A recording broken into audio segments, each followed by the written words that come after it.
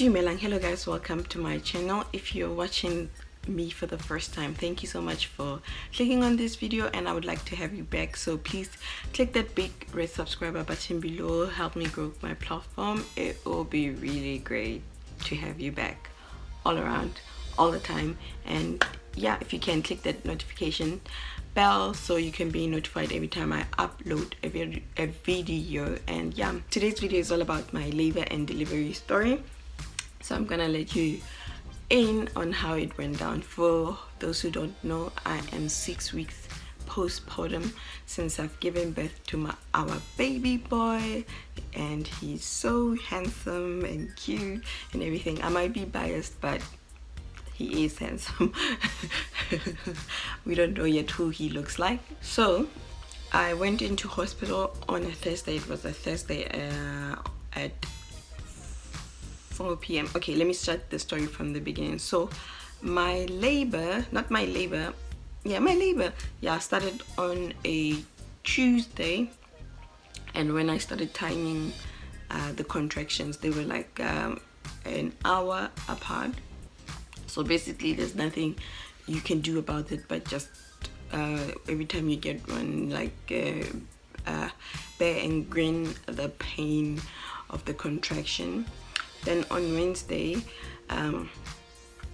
the whole day, the time between the contraction got smaller and smaller. At some point they were 10 minutes apart. So we eventually at night around 10 p.m. went to the hospital to go check my dilation, because I was about a week late by then.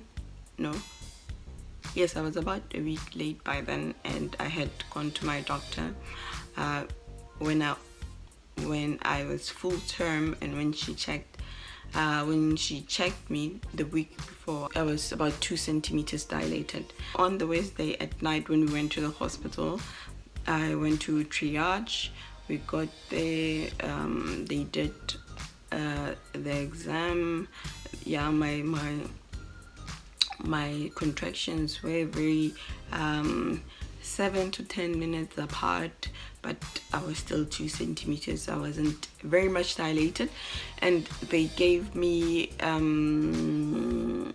some Tylenol and some water with ice to drink, and recommended that I go buy some Gavarol. I don't know why, because it's a anti-nausea medication, and I wasn't nauseous. I was just in so much pain.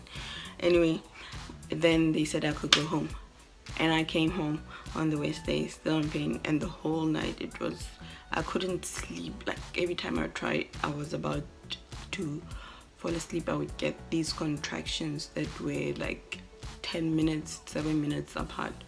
On the Thursday, because I was still getting contractions, but it was still same old. We didn't know what was going on.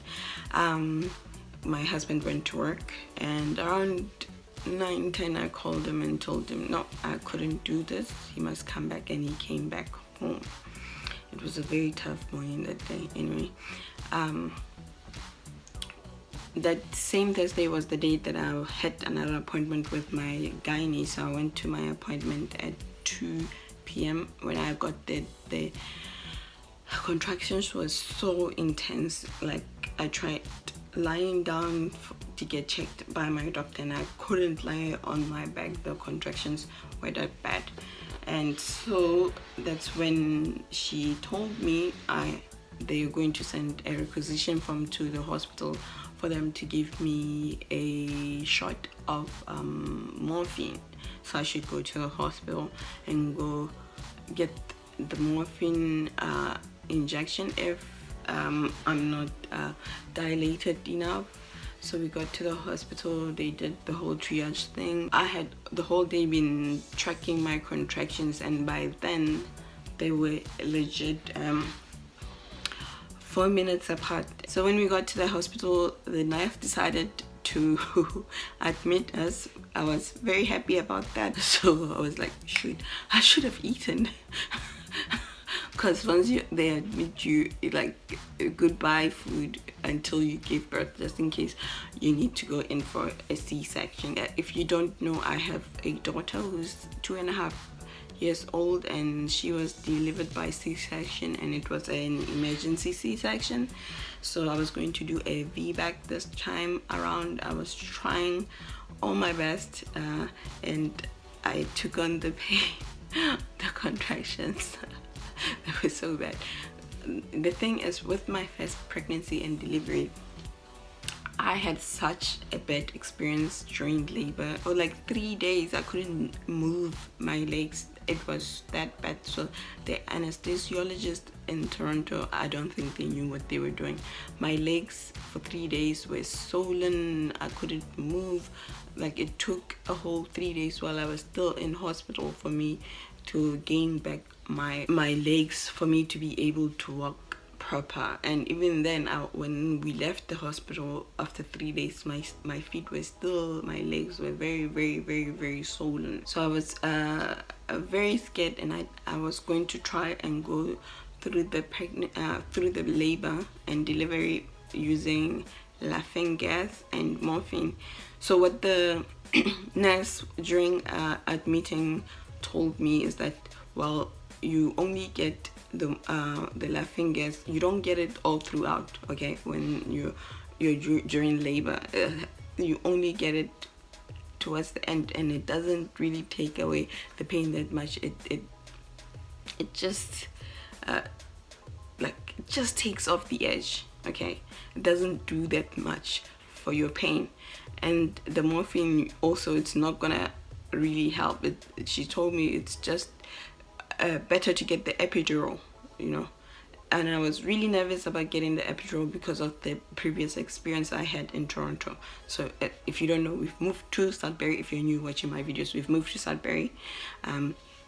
So I was very nervous, but after great thought, I decided, yeah, I'm gonna go for an epidural, which is what we did also with this pregnancy. But the sad thing about the whole thing is that when the doctor finally came around to check, I was about 4 centimeters, and they decided to break my water. I've never had my water break on its own.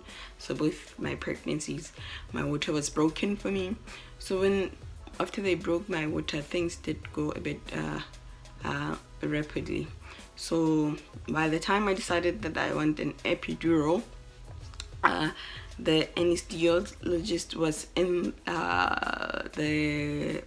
an operating room, so she couldn't leave to come and give me one. So for about 3 hours I had to sit without any pain relief, and things were moving so fast with the contractions.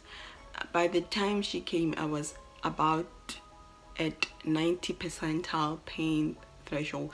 That's how painful the contractions were. You know, when your labor starts and you get that pain, you think, oh, this is painful. No. no. That's nothing. By the time you get to the 90 percentile pain threshold, that pain that you start off, the one that I was complaining about at home, sitting by myself here at home, was nothing. Okay, it was nothing at all. So yeah, we're in the hospital. I'm busy eating my ice to help with the pain. I'm walking my room, going up and down. Now and then, when the contraction is really bad and comes, my husband will help by massaging my lower back. Things that deteriorate towards the end, because the pain, when I got to the 90% threshold for pain of the contractions, you know, it was so horrible. The pain was so horrible that I was telling my husband, I don't think I can do this. Maybe they should just knock me out and do something. It's funny now, but it wasn't very funny then. I was telling him, no, I can't do this. And the nurse, I had a really, really great nurse. So she said, okay, let's try some laughing gas while we're waiting for the anesthesiologist to come and give you your epidural. I start breathing the laughing gas, same time you're high. Then I start feeling nauseous, and I'm like, oh, get a bucket. At least I could say get a bucket. I didn't just go all over everybody.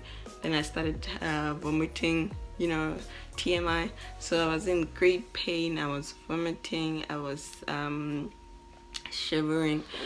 But eventually I did get my epidural, and it was a tough one anyway. And even like 2-3 weeks after I've given birth, I still had like pain in my back from the epidural, where they injected me. So anyway, it's like being pregnant is like a gamble with your life, and giving birth is like you really do come to the edge of death. It's something else. When they broke my water, my doctor said they should try to get me to sit on my left side, because my baby was facing the wrong way. The OB on call was saying that they should put me on my left hand side to help the baby rotate. And every time they tried to put me on my left side, his vitals would go down, which was pretty weird.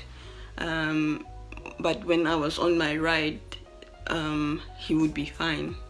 Okay, so I stayed on my right for the longest time until the doctor came back and they checked the baby again. And when they checked the baby, by then I had my epidural by the time they came back. So when they came back and checked what was going on with the baby, why every time they tried to put me on my left, the baby's vitals would drop.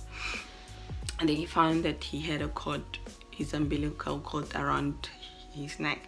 So by then, even though I was 5 centimeters dilated, it was game over. So this is around 11 p.m., 11:30 p.m. that I'm being prepared to go into the operating room to go get a emergency, well, C-section, because it's technically an emergency C-section because it wasn't requisitioned. I didn't get to give a vaginal birth after all. So yeah, my baby was born the following day on a Friday at 43 minutes past 12. So he was born in the AMs on a Friday, the 12th of April. That's how my baby came to this earth, via C-section. So I had another C-section, and the anesthesiologist, the head anesthesiologist, he was pretty good. He was way better than the lady who came to do my stuff, the head anesthesiologist. So every time I presented with a symptom, he had medication to help solve that problem. I felt nauseous, he gave me some stuff for my nausea. I was feeling a bit too cold, he helped me because my teeth were shattering. I was shivering and my teeth were shattering. He helped with that. He helped with the pain. In Toronto, when they were doing the prick test, I could feel it, and I kept asking them, am I supposed to feel this stuff? And they didn't take me seriously. Here in Sudbury, they took me seriously. They asked me questions, and every time I had a concern, they had a solution for me. So I didn't feel like I was going through this alone. So they eventually called my husband into the room, and the doctor started on the C-section, and yeah, the baby was born at 12:43, and he cried. I don't know if they pinched him or anything, but he cried, and he was so handsome when he came out. I'm still biased, he's my baby. Anyway, yeah, that's my labor and delivery story. So Tuesday night around 10 p.m. they flew into Wednesday. I went to the hospital. They said, hey, go back home. Thursday they finally decided, hey, you can stay. Friday, the baby in the morning, early mornings, on Friday the 12th, the baby came. Saturday because the epidural wore off so quickly, like within an hour of me being out of the operating room. I could wiggle my toes, I could move my legs somewhat. So by Saturday afternoon around 4 p.m. I could move on my own. So we got discharged and came home. And the awesome thing about that is that my baby girl was safe and sound with great family friends, and she was having the great time of her life. When it was time to come back here to our house, she was saying, no, I want to go back home. So she loved our friends so much that she was considering them to be her family and not ours, because basically we disappeared Thursday and only came back into her life on a Sunday. So that's how many days. That's Thursday night, Friday night, Saturday night. So that's like 3 whole days. That's the longest, honestly, we've been away from our daughter. So yeah, I don't blame her. She probably should. Well, those parents are gone, so I guess I have a new family. Anyway guys, I hope you enjoyed this video. I hope it's not too boring because I'm trying to use a monotone voice and like talk a little down and not be so loud, because my kids are sleeping. I'm a mom of 2 now, so I have to be very considerate, because if I wake up one baby, the other baby wakes up the other baby. Yeah, such is life. So yeah, if you're new here, please don't forget, click that big red subscriber button below, help me grow my platform. And yeah, if you enjoyed this video, don't forget to give it a like. And yeah, in the comment section below, let me know if you have given birth. How was it for you? Did you use an epidural? Did you go through it without any medication? And if you did, you're a trooper. I could never do it. I thought I could go through the pain like, huzzah, I'm strong, I can go through the pain. But no, it showed me something else. I could not. But anyway guys, thank you so much. This video is so long. Probably have to really, you know, edit. But anyway, thank you so much for watching. I'll see you in the next one. Bye.